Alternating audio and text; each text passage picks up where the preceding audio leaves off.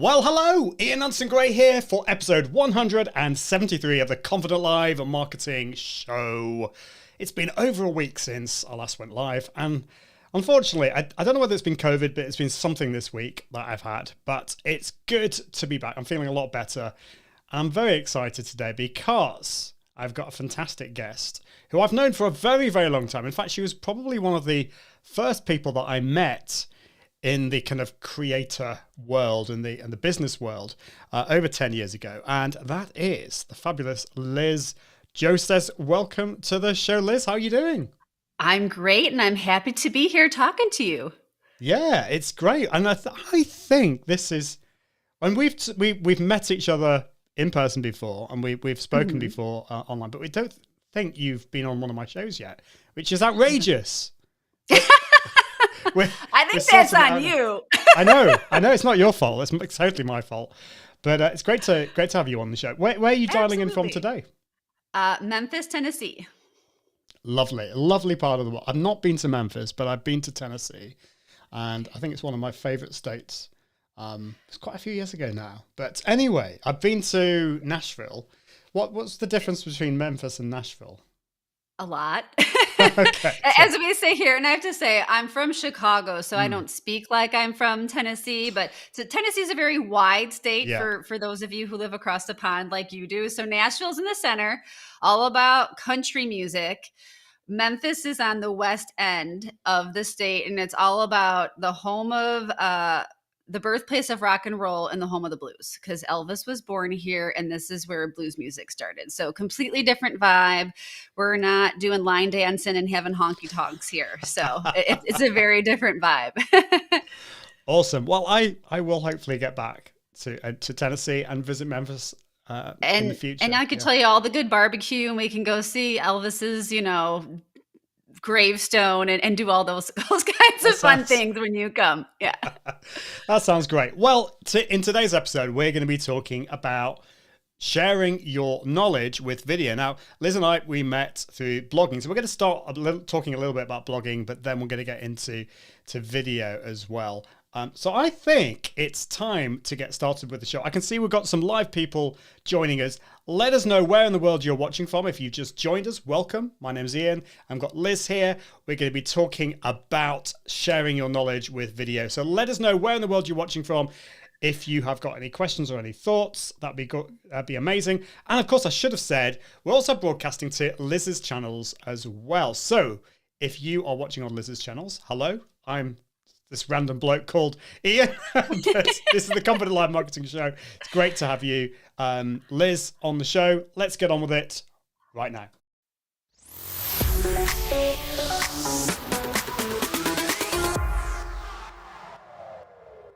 Hello, my name's Ian Gray, and in this episode of the Confident Live Marketing Show, we're talking about how you can share your knowledge with video. My special guest today is Liz Jostes. I can't wait to get on with the show. Let's do it right now.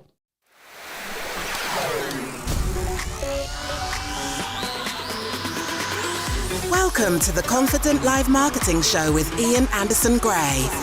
Helping you level up your impact, authority, and profits through the power of confident live video. Optimize your mindset and communication and increase your confidence in front of the camera. Get confident with the tech and gear. And get confident with the content and marketing. Together, we can go live! Well, hello. Welcome to the show. It's great to be here. It's been, over a week since last went live. But, that's just the way things go. It's been a bit of a mad week. But in today's episode, we're going to be talking about how you can share your knowledge with video. And I've got a special guest today who I can't wait to bring onto the show. It's Liz Jostes. And we've got some great stuff coming up. I'm going to be sharing next time all about PodFest and VidFest that I went to just a couple of weeks ago, showing some of the stuff that I learned there. But I think it's time to bring in Liz. And just to let you know a little bit more about Liz, we met probably just over 10 years ago. She is an online marketing strategist, speaker, and business owner of Eli Rose Social Media. A former corporate marketer, Liz has owned her own firm since 2011 and is certified in SEO, Facebook ads, and social media management. Originally from Chicago and currently living in the land of Dixie, she relishes in the flavor of fried pickles and barbecue, but longs for deep fish and a proper Chicago dog. Welcome to the show, Liz. Great to have you here. I'm very excited to be here, and now I'm hungry for deep dish pizza. I know. All that food. I know. You're gonna have to do some translation here because like a lot of that food is quite foreign to me. But I'm always like willing to learn. Fried pickles and barbecue and deep dish pizza. I assume you mean. And Chicago dog. Can you do some translation for me? Let me know all about this. I didn't know that fried pickles were a thing until we moved to Memphis in June of 2003. So it's literally pickle slices, like dill pickle slices that are breaded and deep fried, and you gotta have a good dipping sauce. So that's fried pickles. And if someone tries to do it as spears, it's just not as good. So Chicago dogs are hot dogs, but what makes them Chicago is this very specific list of toppings that go on top of the Chicago dog. So that's what makes them Chicago. And Chicago has both kinds of pizza, but people non-Chicagoans like to joke about the deep dish pizza because it's a very thick crust, and the cheese and like say if you're going to have sausage and mushrooms in it, it's below the sauce. So it's the sauce is on top, and then it's the cheese with all the fixins, and then you have the crust around it. So it's kind of a upside down kind of version of your traditional pizza. So sounds amazing. It is. And you need a fork and knife to eat it. I have to say that too. Definitely. So you're not picking up a slice like you do regular thin crust pizza. Well, I do like thin crust, but sometimes you have to like try different things. And I need to go to Chicago. So Thank you, Liz, for being on the show. We've got a problem, unfortunately, technical problem with comments. So I don't know if anyone is watching, if you could leave a comment, let me know because for some reason in Ecamm, it says there was an error loading comments, which is not very helpful. And I've just logged on to Restream and it's saying it is waiting for messages. So I don't know. I will try. Maybe comment with your favorite pizza topping. Maybe that would be a good thing that people can comment. It's working now. It's working now. Okay. We've got Katie here. Thank you, Katie. You've saved the day. And saying I'm here. Great to see. What kind of pizza do you like, Katie? Are you into pizza? I don't know. What is your favorite pizza, Liz, then? What topping? Toppings. Well, I like veggies, but I always like to have one kind of meat. So I would do like sausage with onions, mushrooms, green pepper, maybe throw in some garlic and green olives. So that sounds very, very nice. Right. We need to move on from food because I'm starting to get getting hungry. So Chris Pace is watching on LinkedIn. Great to see you. Hey, Chris. I know Chris. Oh, great. Awesome. And Katie has moved over to YouTube. We've got somebody watching on Facebook from a group. We can't see your name, unfortunately, because Facebook, if you want us to see your name, go to confident.live/show my name. Confident.live/show my name and give permission, and then we'll know who you are. Leona is watching on LinkedIn saying, hi from Northern Ireland. Talking about cheese. Vegan cheese. Vegan cheese. Do you know, I can't deal with vegan cheese. I like vegan food, but vegan cheese. Maybe there's nice vegan cheese. And Christina is watching on YouTube saying, Christina, we both know Christina. Oh yes, hello Christina. I can't see the little photo. Yeah. Hi, Christina. Hope you're doing well. I told her yesterday, I was like, Ian, I'm going to be on his podcast tomorrow. Awesome. So. And there's always one being controversial, pineapple on the pizza. So there's always, when we talk about pizza, there's always that question, do you put pineapple on pizza? I'm kind of fairly like middle of the road here. I think whatever floats your boat. But I know it has to be paired with Canadian bacon, though. You got to just do Hawaiian pizza. Otherwise, pineapple just doesn't make sense with anything else. So That's my opinion, at least. Well, yeah. Let's move on from controversial stuff. Right. Yeah. So we have sorted things out. Chris is saying, "Hi, Good. Liz. I switched from LinkedIn to Facebook. This is much better." Dropped in to say hey to my friend, and Martin Buckland is in the house watching from Toronto. Also, always awesome to see you. Well, I think we should get on with the main topic of today. But like we met through the power of content, and I remember this very clearly, actually, Liz. I don't know if you know this, but I think it was back in like 2011, 2012, and this is not long after you launched your business. And I launched my business in 2011. It wasn't really a business. It was I just started blogging for fun. And I think, I can't remember exactly, but you commented, or we had an exchange on social media, on our blogs. And that's how we kind of got to know each other. So yeah, how did you get started with blogging? Can you remember how things started and what things were like at the time with the whole world of blogging? Because it was amazing back then. It really was. And actually, how I got started blogging was before I started blogging for my business. We've relocated a lot and we live hundreds of miles from all of our families. So I started blogging personally. And that's how I learned about WordPress, started teaching myself SEO, started using like the business forms of the social media accounts that were around then. Because, you and I both predate a lot of the stuff, a lot of the platforms that are out there right now. So that's how I first started blogging. So when the business started, I was actually approached by some people who I know in real life because I have that marketing background and I worked in corporate marketing, who started asking me questions to help them with their small businesses in their online marketing. So one woman actually said to me one day, "Hey, you know a lot about this stuff. You should charge and help other small business owners." So that's actually what launched everything. So knowing, having already been blogging for a few years personally, but also having understood WordPress and the importance of having a website, and also like the important SEO principles, definitely knew from the beginning that blogging needed to be part of something that was ongoing from a marketing perspective.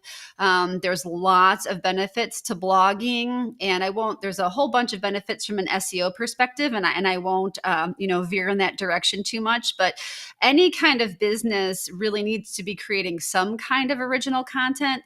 So blogging obviously is in that written form, but blogging is a way for you to share your expertise and your knowledge so people can see that you know what you're talking about and that you're going to be helpful. They can understand maybe how you would teach or explain something to them, how you approach things.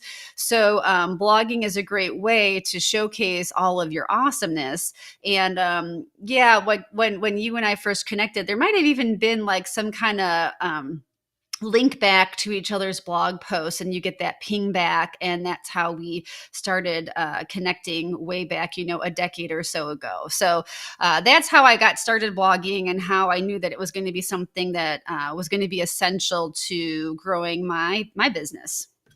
You're so right. I think that's what it was. It was one of those pingbacks, and I thought, oh, wow, somebody's linked to my blog. What's going on here?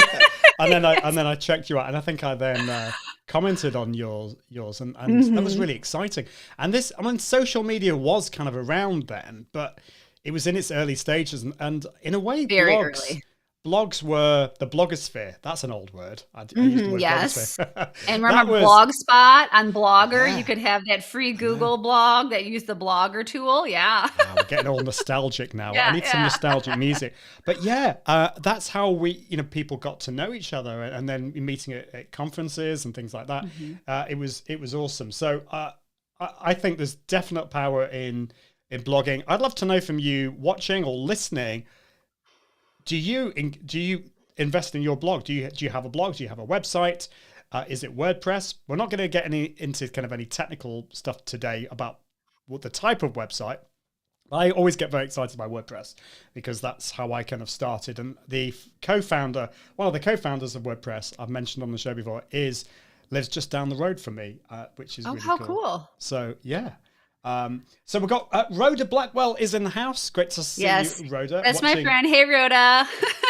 All your friends are here. It's great.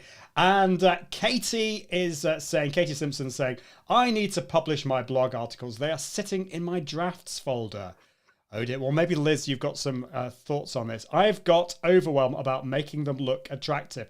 Now, can I just say, before I kind of ask you about this, Kate, Liz, that I had this issue with my blog that I procrastinated and had overwhelmed for actually quite a few years before I launched my blog in 2011. And I just, in the end, I just went with a default theme on WordPress and just like forgot about the way it looked and just did it. And it was really successful. Well, you know, as successful as it could be for an initial blog. So have you got any advice, Liz, for Katie with the overwhelm about making them look attractive? How important is the way they look? You know, first of all, done is better than perfect.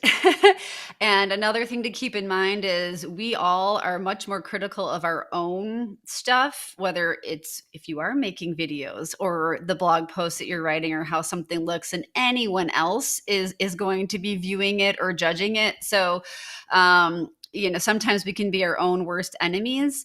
So know too that publishing a blog post, you can always go back and edit it and update it. I've done it for years. I've done it for clients too. So just because it's published and out doesn't mean that it's something that can't be changed going forward. And even if you do play around with like the format of your blog post, what that template is, or if you end up changing, if you are in like WordPress and you change themes, all that stuff is transferable. So nothing is set in stone, but getting those things published and out there, having those new links published on your site that you can then share on social or share in your email newsletters or start demonstrating, you know, your knowledge and expertise, just go ahead and start publishing them. And I'm not sure how many drafts you have, but if you have a bunch of them, I would actually schedule them for future publishing. So you don't just like dump out 10 blog posts at once, you know, go ahead and schedule them like 1 week apart or 2 weeks apart or something. So they can start publishing out in a nice schedule and you don't have this big dump of blog posts and then a long time before anything new publishes. That's a great tip. And I think that's really for any kind of content, whether it's like, I've seen some people publish their podcast and like 10 episodes have been dumped in one go. And you might want people to binge on a few, but like not like 10 plus. So I think that's great advice. Katie is using Kajabi. Doesn't really matter what you use. Kajabi is a great platform. But just get one published. I want to see one published, Katie, by this weekend. A bit of accountability for you. But I think like we talked about the power of blog posts and the fact that even today I still think they can create that authority. They're great for SEO. But a lot of people are saying that, you know, this was, we met back in 2011. We started blogging. I know you started blogging before that, but a lot of things have changed. And we keep on hearing, we'll talk about video in a bit, but we keep on saying that video that's what we should be doing. Blogs are dead. I think certainly blogs have changed. I find it a little bit depressing that I don't really get very many comments anymore. And the kind of comments that I get are either very low quality or they're spammy. So things have changed. But do you think that blogging or blogs are dead? I assume you think not, but I'd love to know what your view on this is. Oh, not at all. And as we'll talk more, there's a lot of sort of overlap, how you can use video and blogs together. But blogging, and again, don't want to go too far down the SEO rabbit hole, but I like to say that, you know, if you really want to rank organically and have people find you for the kinds of things that you offer, whether they're products or services, that's how you do it through blogs, because you only have so many pages on your regular static website. But I like to say that think of each blog post published as like a new fishing line tossed in the sea of Google. So the more fishing lines you have in the sea, the more fish you catch. And I'll give you one example. I have a client who I've been blogging a couple times a month for since late 2016. And separately, I don't manage this, but he has had Google ad campaigns running pretty aggressively for at least a few years now. He spends 30 grand a month on those Google ads, and looking at the analytics, he actually gets more organic traffic from those blog posts and the SEO and conversions than he gets from the 30K a month Google ad spend. So how are you going to do that if you're not blogging, because each blog post is a new chance to talk about one specific question, one specific search phrase. Think about every time someone sits down into Google, like what phrase or sentence are they typing into Google? You can address all those, those questions with your blog posts, things that if you've thought about blogging and you're not sure where to start, every single business, it does not matter what industry, every single business has at least 10 or 15 questions that they always get asked. So think about what people ask you when they give you a call, send you an email, walk into your store, whatever the case may be. That's really where you can start. So if you think about those topics that are all relevant and complementary to the businesses, the products that you sell or the services that you offer, that's really where you can start with those topics for blog posts or videos or both. Really, that's a good place to start for any kind of content that you're going to create. Yeah, so important. And we will come on to videos very shortly, but I think blogs are so important even today. And yes, things have changed. But I agree with you, Liz. The power of blogs is not gone away. And I find that the majority of the traffic on my website are still on my traditional blogs. It's not with the podcast blogs so much, although some are very high traffic, but it's some of the blogs that I spent a lot of time on. And this is what I want to come on to, Liz, because, well, actually, before we do that, I just want to, got some comments here, and then I will bring you on to talk about that. But Katie just says, thank you, great advice. That's really helpful with overwhelm. Hearing I can edit it afterwards if I want. And it's such a simple thing. We forget that. It's not published and then that's it. You can edit it. And it's not set in stone. It's not set in stone. In fact, I've actually edited and I've rewritten blog posts. There's updated the image that's in it. There's all kinds of things you can do after the fact. So much you can do. This is great from Chris. Thank you, Chris, watching on Facebook. I lead digital marketing at a large multi-state health system called Banner Health.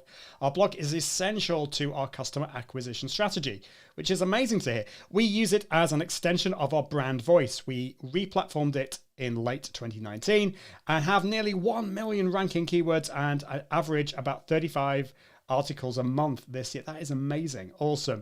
And Katie is saying, okay, challenge accepted. I'll be checking up on you, Katie. Yes, I need to hear about it too. Yes. So thank you, Chris. Thank you, Katie.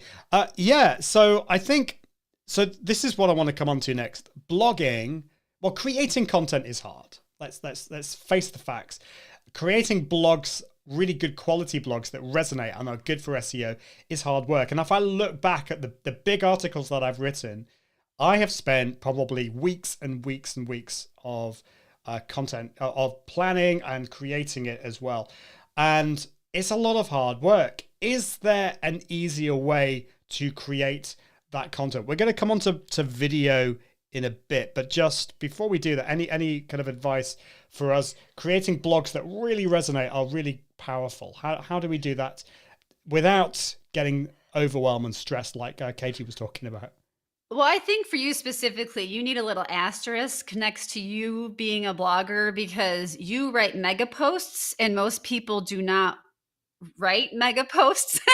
So when you say that, you spend weeks and weeks and weeks, I don't know what your average word count is, but you write almost like guides as a blog post. So I want people to understand that your typical blog post does not need to be like an Ian blog post. Ian's in his own special category with that. So you can, and people will debate what the right number of words is because some people say you have to have 2,000 or 3,000 words because they want to talk about what's going to help you rank the most. But in reality, how many people really want to read 2,000 or 3,000 words in a single blog post? So Slightly coy, but very true answer is you need to answer whatever the question is that you were being asked. So sure, if you have 200 or 300 words, that's going to be really light and not super useful.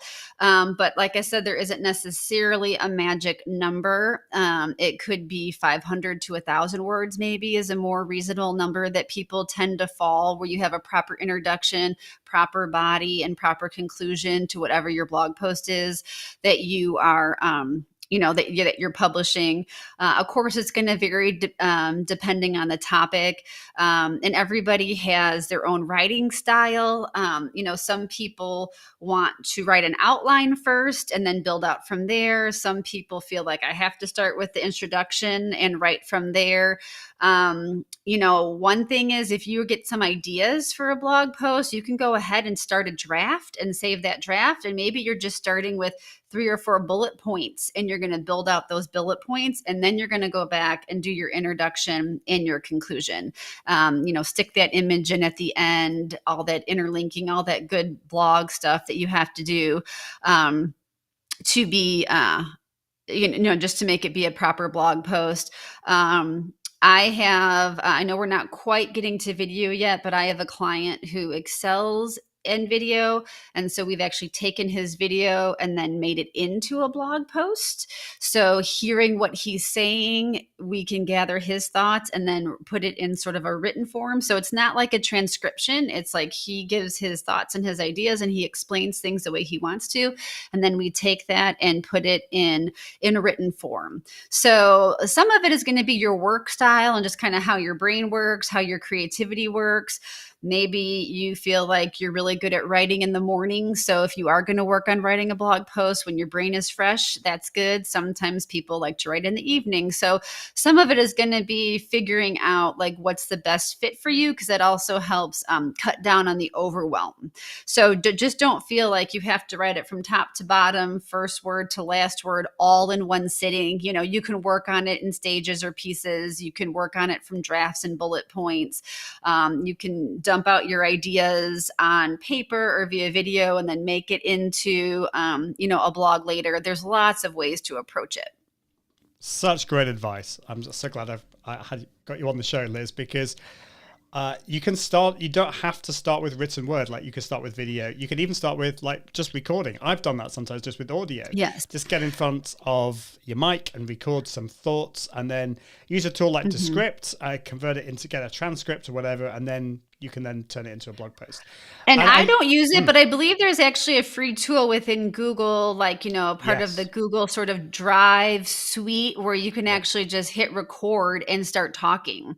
So it's not even like people need a paid tool to do something like that. That's a good tip. Yeah, absolutely. I forgot about that because I use Descript all the time. I forget about all these free tools. And you're right. In Google Docs, there's a transcription tool or dictation tool, and I think Macs and PCs, they have dictation tools built into it. So just check it out. And I also feel this is like a bit of a therapy session, Liz, because I feel let it all out, Ian. Let it all out. I feel like with my blogs, this has been my problem. I in my head, I feel that blog posts need to be really big and meaty, and my blog posts are like a short blog post for me is probably 6,000 words, and they go up to like 12,000. And I have to say, for me, those have been the most successful and most powerful, and the ones that have had the longevity. But that's not to say that all of the blog posts need to be like that. In fact, for most people, I think what you're saying, Liz, you should be creating more frequent, shorter blog posts that are answering a question. Now, I want to ask you about answering questions in a minute, but just to say, Micah Flemons is in the house watching on YouTube. Great to see you, Mike. It's always lovely to see you. Katie is saying, very kind of you to say Ian's blogs are amazing. And Leona, watching and on LinkedIn, is asking a question. Is it better to publish on your website or a blogging site or both? What's the best place to publish? So This is a really important question, especially depending on, if you're using some outside firm to sort of manage your website. I'm running into this with a client right now. You want your blog to be on your website, but part of your main domain, not a subdomain. So not blog.yoururl.com. You want it to be your url.com / whatever the blog post is. So it's not, you're missing out on a lot of the goodness that blogging brings to you, even things like strengthening your domain and your domain authority with Google. You want people on your website, since your website is where they'll do business with you. So if you have your blog somewhere else, they're not on your website, they're on your blog site. So it's like you have two different websites that you're maintaining if your blog isn't incorporated on your website and as part of your URL. I know a lot of times people will ask that second part of your question, like specifically about LinkedIn, because people will write blogs and they'll say they want to use like the LinkedIn blog publisher tool. If you're a very prolific writer, you could potentially like alternate that. Maybe you write 1 week on your own site, then 1 week for like LinkedIn, or if you want to also put the same content on LinkedIn, make sure you've published it on your website at least a couple weeks ahead of time, because you don't want to run into a duplicate content issue with Google. So as of right now, the general consensus is if you have, 2 or 3 weeks ahead of time you've published on your website, then you could copy and paste that and put it in like LinkedIn Publisher. Or you could always play it safe and do an introduction, include your image, and then direct people back to your website. But really, if you're creating content, you want the bulk of that content, the focus of that content to be helping you and benefiting you by publishing it on your own business blog. Great stuff. Thank you. We've got somebody on Facebook saying your blogs are epic, Ian. They're certainly long. They're long. I'll give you that. And I think one thing that you've inspired me today, Liz, is to create shorter content. One kind of craze I've seen on Twitter is this idea of atomic essays, I think they're called, which is creating blog posts in a way that can fit into like an image that you can post on Twitter. And so they're very short. And I think this is something that I want to try and do, is to learn the craft of short blog posts. Because the thing with that is you can then bring together 3 or 4 to create a longer blog post. So you could create a listicle, say like 4 reasons why to do this. And so I would love to know, the next question I want to ask you, Liz, is like, how do we come up with content? We want to answer questions of our ideal customer. I mean, that's one of the things that we probably want to do. We want to build our authority. We want to help people. How do we come up with those ideas? We could obviously ask people, but give us some thoughts on that. Well, another thing outside of, like I was saying, like those frequently asked questions are a great place to start. One thing that any kind of business owner or creator tends to forget is that stuff might seem really obvious to us, but it's because it's what we live and breathe every single day. But, we don't have to have somebody very far removed from us where, they think that we're like geniuses because they don't even have that 101 level foundational understanding of things. And when you do create content, I'll say this more specifically about blogging, but it's generally a good approach if you're creating any kind of series. So like even if you're going to do like a video series, one part of blogging is that when you publish new posts, you also can link to older posts or pages on your website. So it's always a good idea that you have sort of those foundational topics covered, that maybe you're explaining the basis for something, like if you want to think of it as like the 101 level of understanding, because then when you're getting into more involved pieces of content, whether they're blog posts or videos or whatever, you can refer back or link back to that 101 level blog post where you explain those basic concepts. And that also helps too, because that way you don't have to spend this huge chunk of time time on those like intermediate or expert level blog posts explaining, that basic concept, you can just link back to it. So if you, any kind of, because really, even if you're approaching kind of content from what kinds of things are your social posts going to be about, you probably have some general categories for your business. So like for me, if I'm, because I do social media stuff, I also do paid ads, which rolls into social media, but it is kind of its own category. I do SEO, so for example, those would be 3 different categories of topics to potentially write about.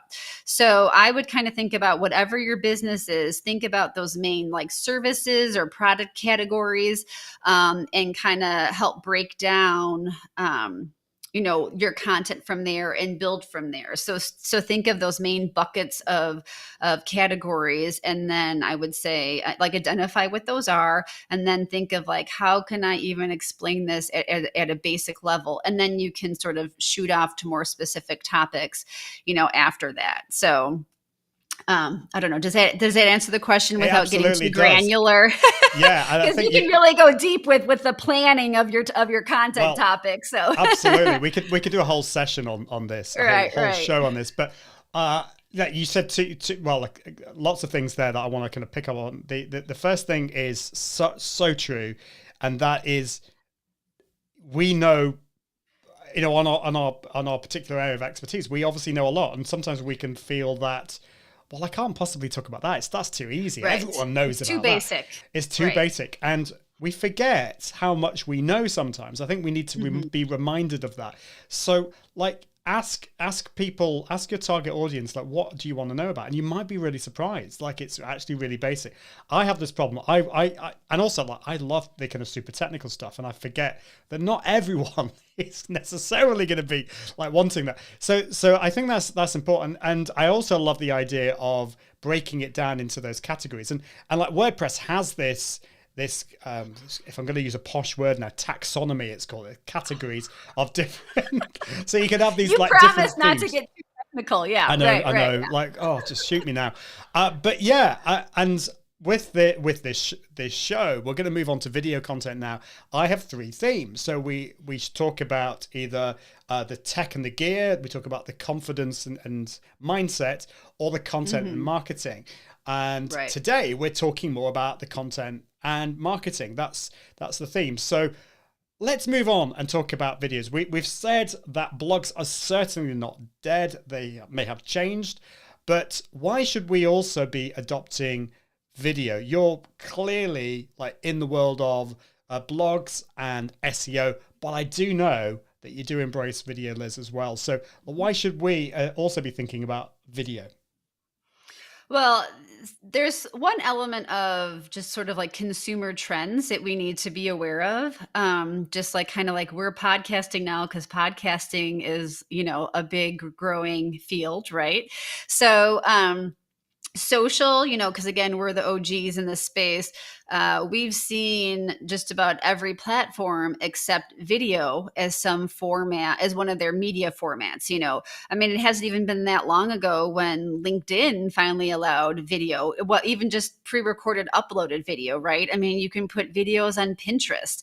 YouTube is the second biggest search engine and owned by Google, which I know I'm not trying to get too back into the SEO, but that all is a big thing. I mean, videos from YouTube show up in Google search results. So video is increasing in all the places that you can find it. And it is one way that people like to consume content.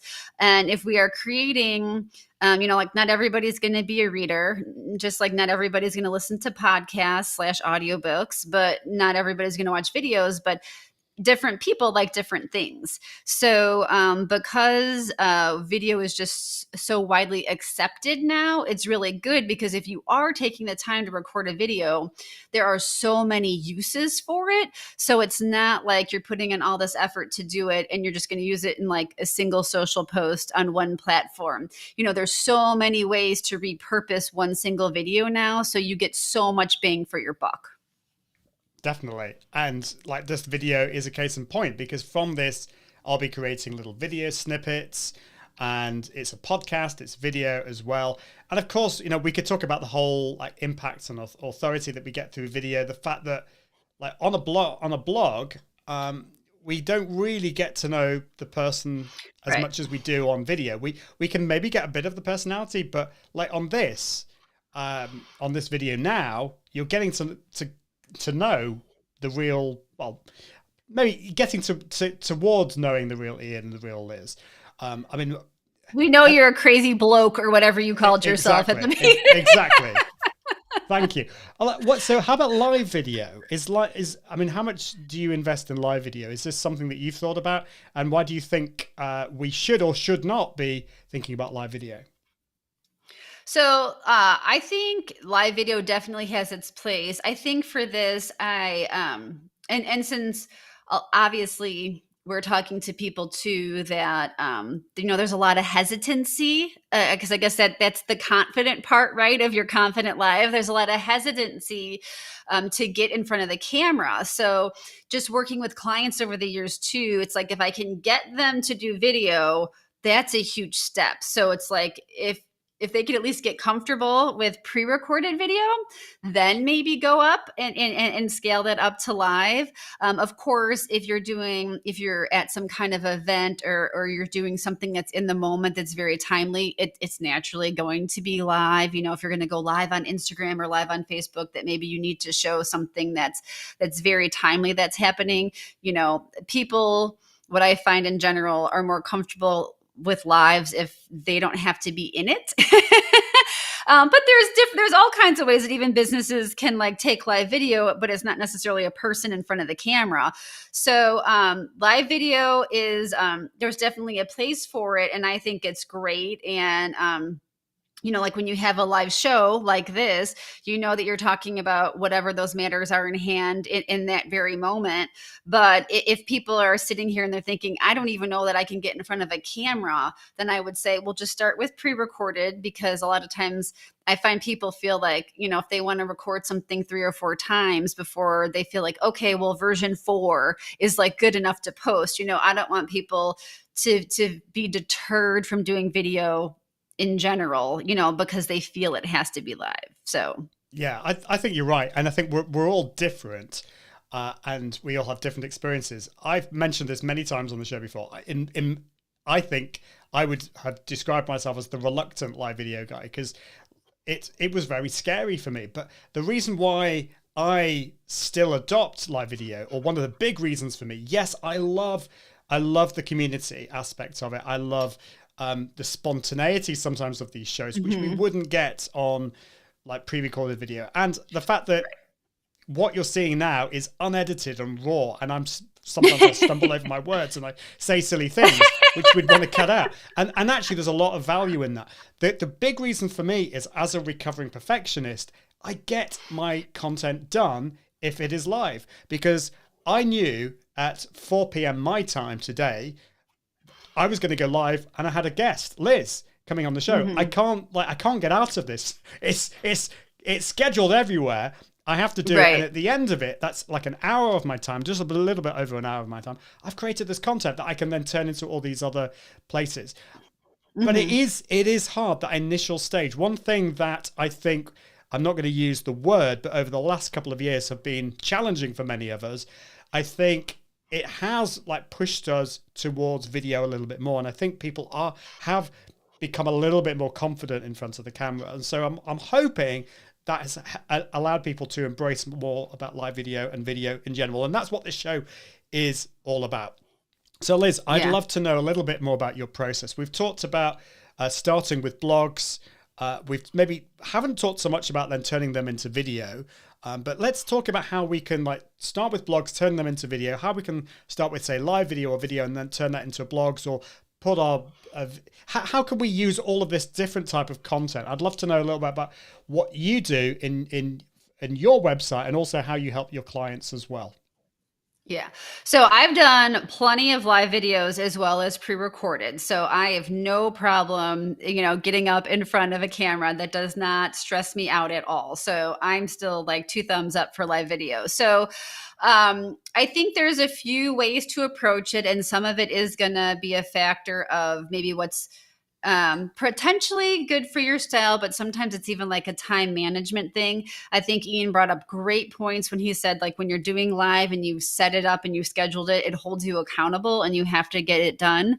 For me, regardless if it's live or I record a bunch of videos at once, because I've just natively been a blogger for so many years, and I think this is probably a good just tip in general, because I think that when anyone's talking about creating content, whether it's podcasts, videos, photos, even, or blogs, you tend to think like, okay, I need to do one more thing, but it's not like the stuff you're talking about, just to say it very generally, needs to be all different and all brand new. You can be putting out that same information, sharing that same expertise, sharing those same tips, just in a different format.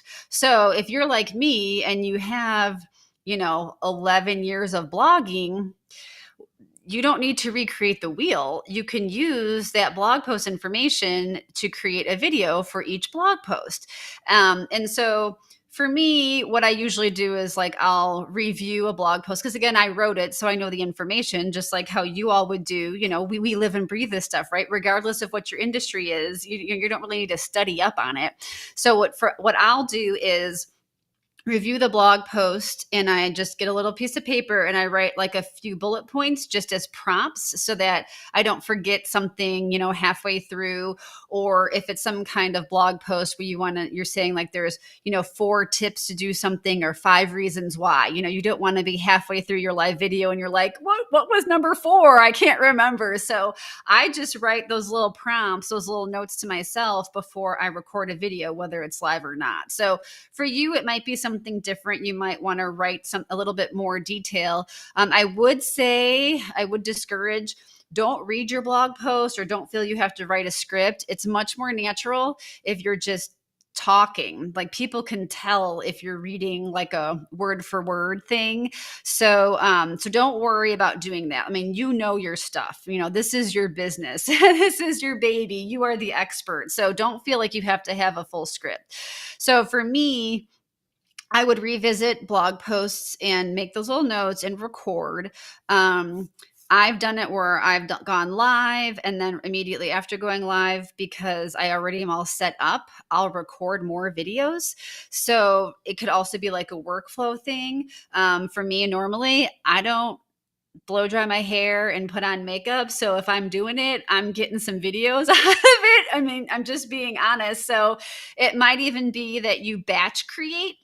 And batch creation is good for any kind of workflow. If you're making graphics, if you're taking pictures, batch creation is awesome. So if you are like in the groove, or you set up your little recording studio, or you have like the dog, like I do right now, quietly away somewhere else in the house, so you're not interrupted with barks.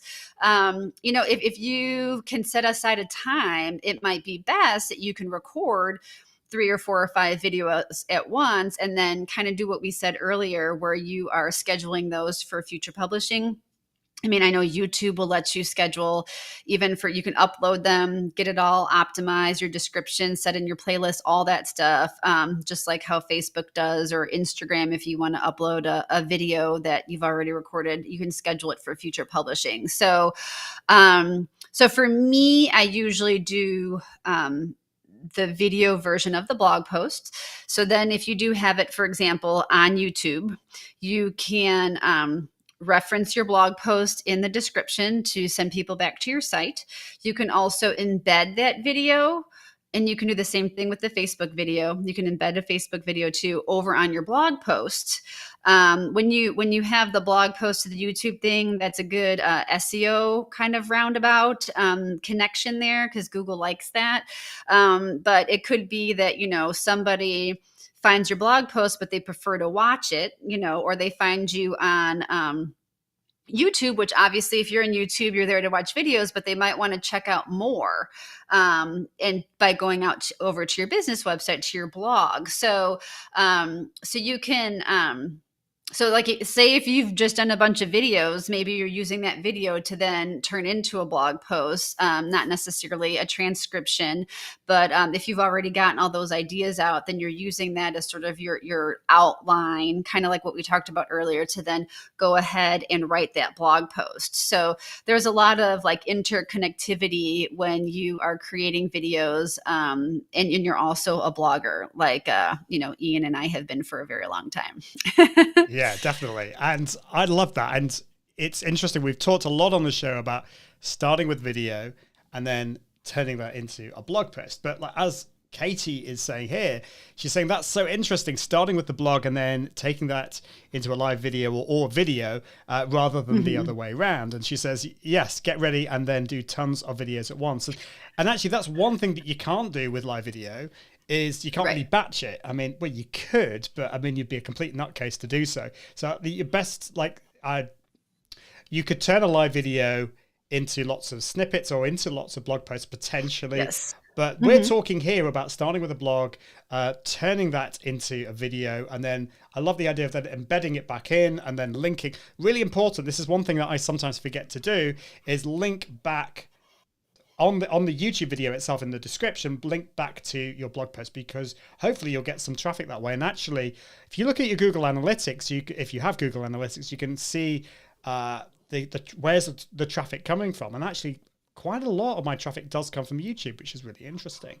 So we're getting towards the end of the show. We could spend a whole episode on the next question I'm going to ask you, Liz. So okay, I'm bracing myself. but this is the whole area of promotion. So we've created our blog, we've put our video on there, and we've published it to the world, and we get like nothing, particularly if we've just started on our blog. And you could say this with anything. It's the same with live video. It's the same with podcast. It can take time. And if I look back, the first probably 3 or 4 blog posts that I created, there was nothing. And then I think like the 4th or 5th one that I did, there was nothing for probably a few months. And then it started to build up and it then went completely mad. And I actually look back and I think, what did I do? I don't know that I know what I did, but I think nowadays, knowing we've been in this business for a long time, we've come up with some more kind of strategic ways of promoting our blog posts and our videos as well. So I'd love to know from you, Liz, what is it that you do, and what is it that you recommend that your clients do to get their content out to the world? Well, I think one thing that's just a good thought in general, because it really is about the long game, right? Like if you're publishing a blog post, you want that link to be useful for a long time to come. And, people have videos on their YouTube channels that get views, just like how you mentioned the blog post. Same with me. Like I can have a blog post that was written in 2015 that I'm still getting great traffic on. So one thing if you're going to kind of go through the trouble, right, of, making a video or writing a blog post, the more evergreen the nature of the content is, that's going to help a lot too. So if you are blogging about some kind of like event in town or a promotion you're doing or a contest you're running or a sale, or doing videos about something that's like the specific event, essentially, no one's going to be looking for that later on.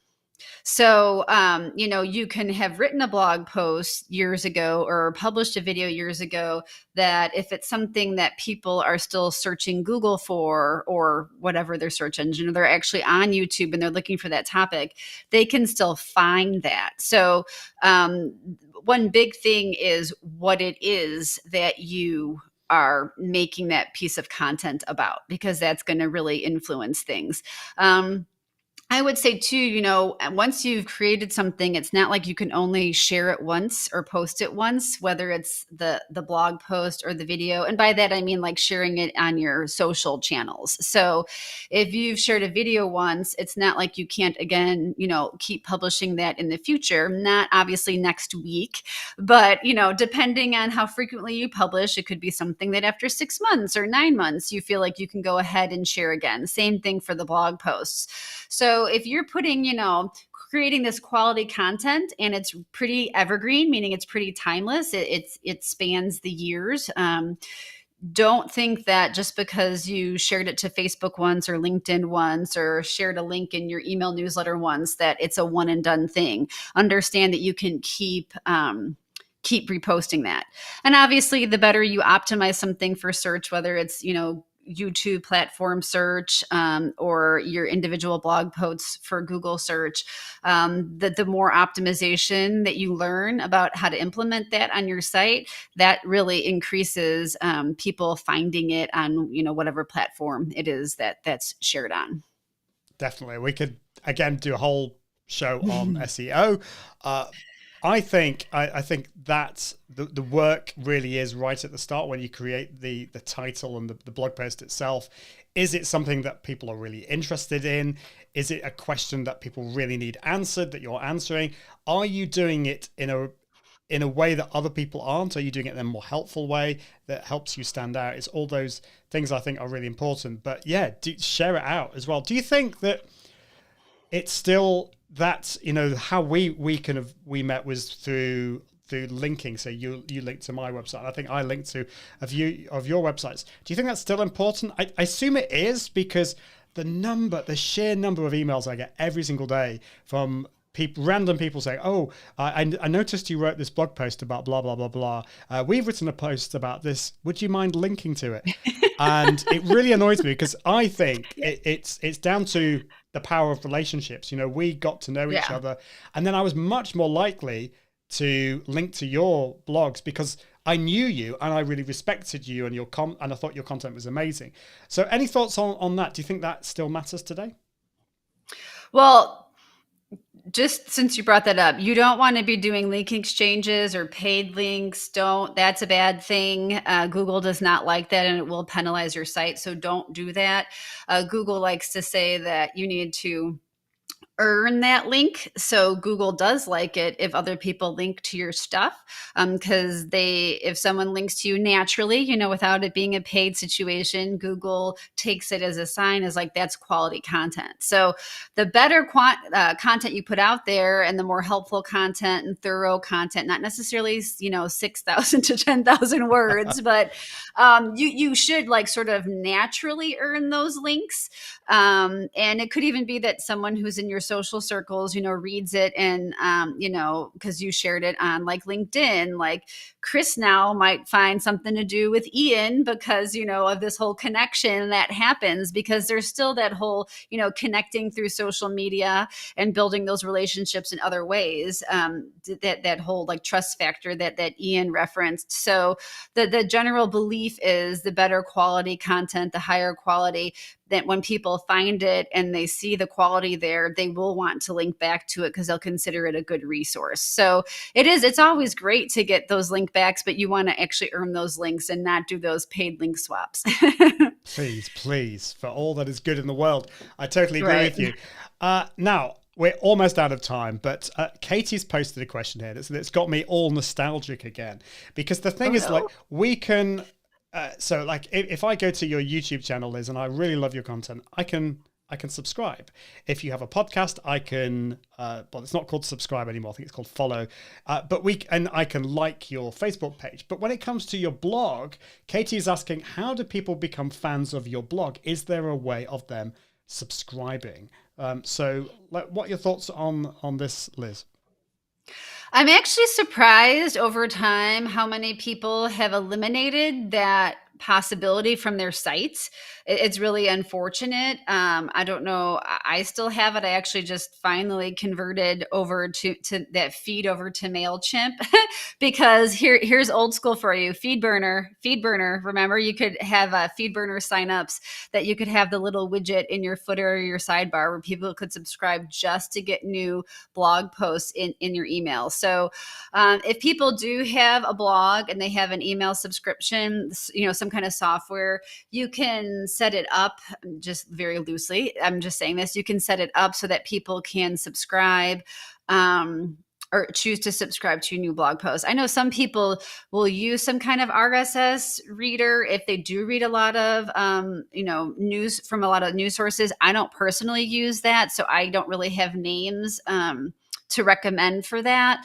But it's basically every blog has a feed, and you need to get that feed subscription, and then you would be notified of new blog posts for the people who the blogs you want to follow. Yeah, I totally agree. So I think email's probably the easiest way to do it. But most people, well, everyone really knows how to use email. So that's probably the easiest way. And you're right, Liz, every blog has this feed. It's called an RSS feed. You probably don't even know it's there. And people can subscribe to it. I don't really use it anymore, but I feel bad. I use a tool called Feedly, which is kind of like when Google Reader kind of stopped working, it moved over to Feedly. And so you can do that, and you can subscribe to your blogs that way, all the blogs that you like. But probably I would just, like you say, Liz, is just offer a way for people to subscribe via email and do it that way. Well, we're out of time, Liz. Thank you so much. I've just thoroughly enjoyed chatting to you, Liz. I just feel like this was great. Thank you for having me. We covered a lot of good stuff. I know. Why haven't we done this? We need to do this more often. And we've relived the OG days too. So it was a nice memory lane walk. It's lovely. It is lovely. So if people want to find out more about you, Liz, you have your website, which is elirose.com. That's ELIROSE.com. So you can, it's all about helping small businesses grow online. The blog is obviously amazing here. There's so much great content here. And of course, if you want some help when it comes to content and social media and SEO, Liz does it all. And she, as you can tell, she is a true expert on this. And so definitely get in touch with Liz through elirose.com. But where else can people follow you? I assume you're across all, well, I know this. I don't know why I assume you're across all the socials. So where do you prefer to hang out? Well, personally, it's just my name, Liz Jostes, but I have business accounts on Facebook, Instagram, LinkedIn, Twitter, which would be Eli Rose or Eli Rose Social Media, one of, some version of that. So there's a search box in all of these places, and you just search for Liz's name or Eli Rose and you'll find her there. And do say that you found her through Confident Live Marketing. Thank you, Liz. It's been awesome. It's been so much fun chatting to you today, chatting with you. And we'll have to do it again. Thanks, Liz. Sounds great. Thank you, everyone, for listening. It's been great. Well, thank you so much for plugging us into your ears if you're listening to the podcast comes out every single Friday. If you go to iag.me/podcast, you can find out all about that, and you can follow that. And of course, the live show is usually every Tuesday and Thursday, although sometimes I have some time off. So you can find out, we basically broadcast everywhere: Facebook, YouTube, LinkedIn, and Twitter as well. So thank you so much for watching. I can see somebody on Facebook saying, great info, guys. Thank you. Thank you for joining us today. Really appreciate that. Well, that's it for this week. And until next time, I encourage you to level up your impact, authority, and profits to the power of Confident Live Video. See you soon. Bye. Thanks for watching the Confident Live Marketing Show with Ian Anderson Gray. Make sure you subscribe at iag.me/podcast so you can continue to level up your impact, authority, and profits through the power of live video. And until next time, Toodaloo.